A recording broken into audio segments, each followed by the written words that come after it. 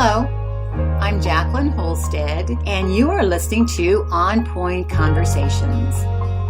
In this podcast series, we share creative marketing, content, and branding strategies that help your business successfully navigate the new normal marketing environment.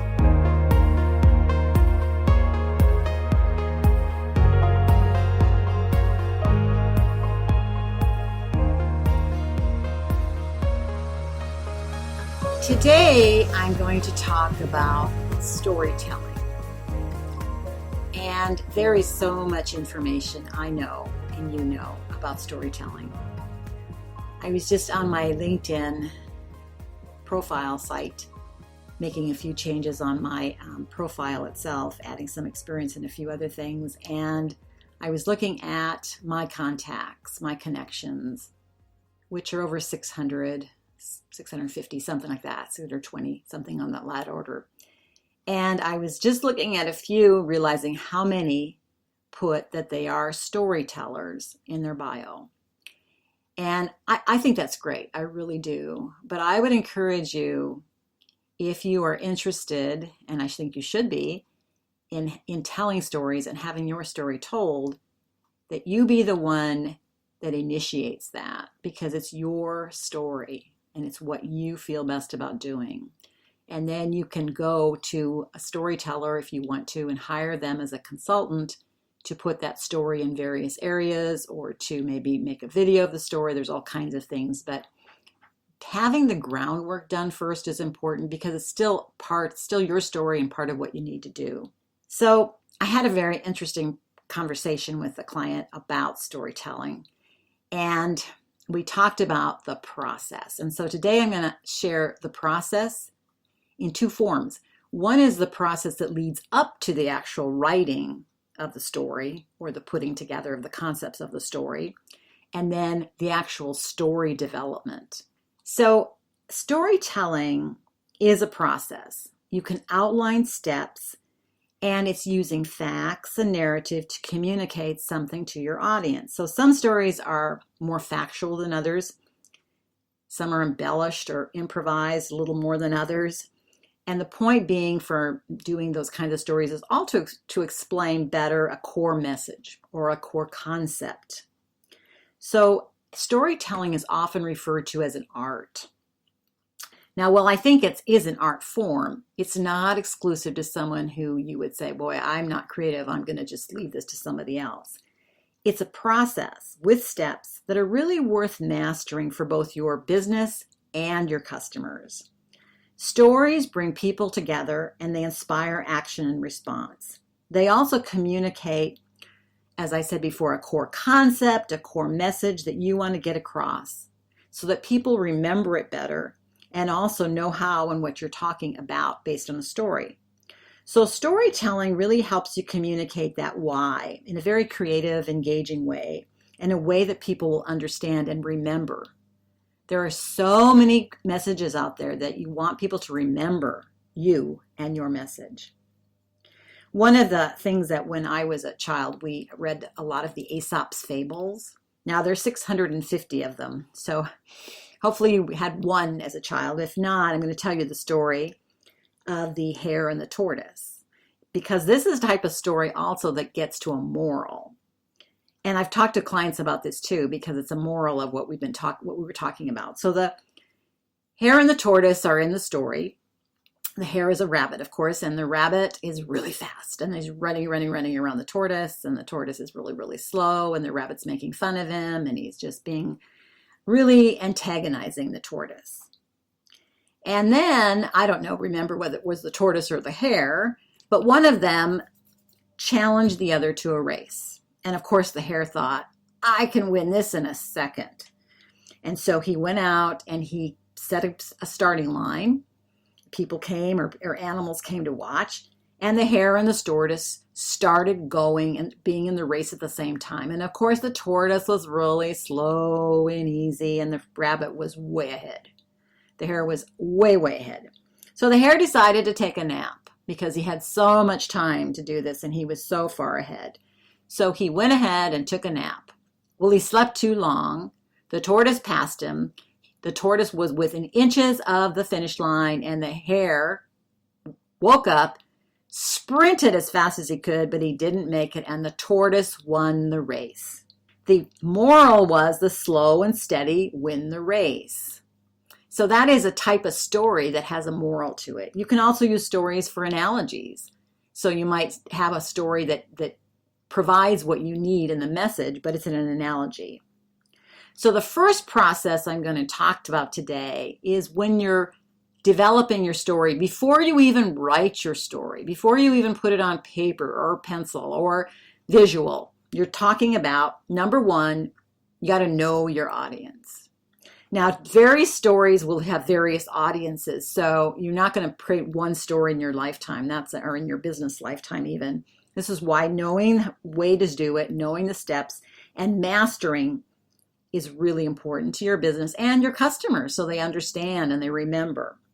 First one, again, as I said, is know your audience. Who wants to hear your story? Who will benefit and respond the strongest? So really, in order to create some kind of compelling story, you need to understand your readers and who will respond and take action. So you're going to do some research. You're going to get acquainted with who might be reading or viewing or listening to your story. And it's also going to provide some very crucial direction for the next steps that I'm going to outline for you as you build out the foundation of your story. The second part is you want to define your core message. So you want to look at, is your story selling a product? Is it raising funds? Is it explaining a service? Or is it advocating for an issue? There are so many things. Just decide, what is the point of your story? Once you've done that and you've summarized it, and I would say in a sentence or two, so that you really know what your core message is. If you can't do it in a sentence or two, you really haven't identified that core message. 3, you want to decide what kind of story you're telling. Again, the kind of story you're telling is going to very much depend on who your audience is and what your core message is. So not all stories are going to be created equal. So you don't want to determine what kind of story you're going to tell. Figure out how you want your audience to feel and react as they read. There are a number of different objectives. I'm just going to go through a few under step 3, which was decide what kind of story you're telling. One is you want action. You want people to do something. So somehow your story is going to lead up to some kind of successful action, whether it's giving money, buying your product, but you're going to implement that. And one of the things I want you to do is please avoid excessive or exaggerated detail so that you don't provide your audience with a way to get distracted, because you want the action to change either perception or to incite action. One of my clients, when COVID-19 started for us, which was in March when the quarantine started, their business soared. They did so well, but their supplier didn't. The supplier they had, and they only had one, kind of a backup supplier, but not really, could not keep up with demand. So the moral of their story and what they tell and talk about is supplying or having more suppliers, spreading the wealth so that when something happens with one supplier, you still have another one. And they share this with other companies. They also share it with their customers because it's a real benefit to their customers when they're producing things. The other type of story is where you tell people about yourself. That's going to be need to be very genuine, humanizing struggles, like failures, your wins, because a customer today is really appreciating authenticity, and storytelling is no exception. Don't make it up. Just look at how you can do that. This is one area where you really need to explain your own story. Another thing the story can do is convey your values as a company. So you can look at familiar emotions, characters, situations, so that your readers really understand what it is your values are. And this is especially important when you're discussing values that some people might not agree with or totally understand. Another reason that you might be telling a story is to foster community or collaboration. We've seen that a lot more even in the COVID-19 era, where people are collaborating. They're getting together, they're discussing and sharing their story with others. They're getting together with businesses, other brick and mortar stores to tell their story and to bring people together into their neighborhoods. So they're using a situation or experience that others can relate to and say, me too, I want to support this, and fostering that community or collaboration. And then the last one that I have is you're going to impart knowledge or educate. So you're telling a story. Maybe it's a trial and error experience. Maybe it's how you learn from a problem, the solution that you provided. It's alternative solutions. So there are all kinds of reasons to tell a story. And again, your story goes back to know your audience and then define your core message. The other fourth point I want to make when you develop your story is establish your call to action. You really want your stories to do something. You really want them to move your audience. You want them to buy something. You want them to get funds, whatever that is. So you want to look at what we call the CTA, which is a call to action. And it will establish what you want your audience to do after they've read this or visually seen it or seen your video. So what exactly do you want them to do after they have looked at your story or read your story or seen your story? Do you want them to donate money? Do you want them to subscribe to a newsletter? Do you want them to take a course? Do you want them to buy a product? Outline that very carefully yourself so you know what you want the story to do for you. And then you want to choose your story medium, which does make a difference because stories can take many shapes and forms. So where are you going to use the story? Some stories are read, some are watched, others are listened to, like this podcast. So you've chosen your story medium. There are some aspects here. Let me just go through those. There's the written story, of course. You can have your blog. It can be on your website. You can write a book. You can write articles for other people. Written stories are by far the most affordable and attainable method of storytelling, but they're also it's a very cluttered market and people don't necessarily want to spend a lot of time reading. So a written word really needs to pull the reader along from one thing to another. A spoken story is another one. So you're giving a presentation, you have a pitch, you're on a panel. So spoken stories are done live. So you want to be sure what your story is and how you're going to present that spoken word. Another aspect is that audio story. So you're talking podcast, you're talking maybe you're talking on the radio. However you're presenting your story, you're doing it auditorily. You're speaking it. And then you have the digital story, your online story, which could be visual, such as videos. You could do animation, you can do games. There's really a lot of options here to emotionally resonate with your audience and be active and have visual stories.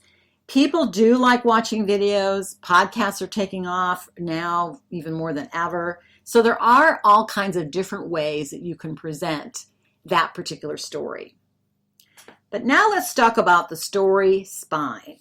This is where my client and I were talking about this, and they wanted to know exactly a recipe for the story. I got this when I took a class for fiction writing, but I think it's very much apropos to writing a story. So it's the story spine.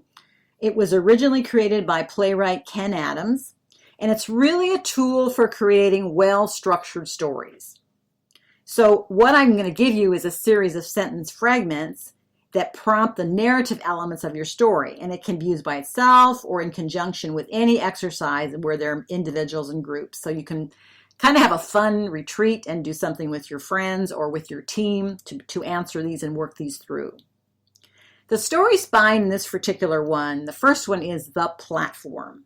So in a fairy tale, it's once upon a time, or the story starts with every day. So there is this starting point. When you do like take an art class or watercolor, many times the instructor will ask you to put in a horizontal line.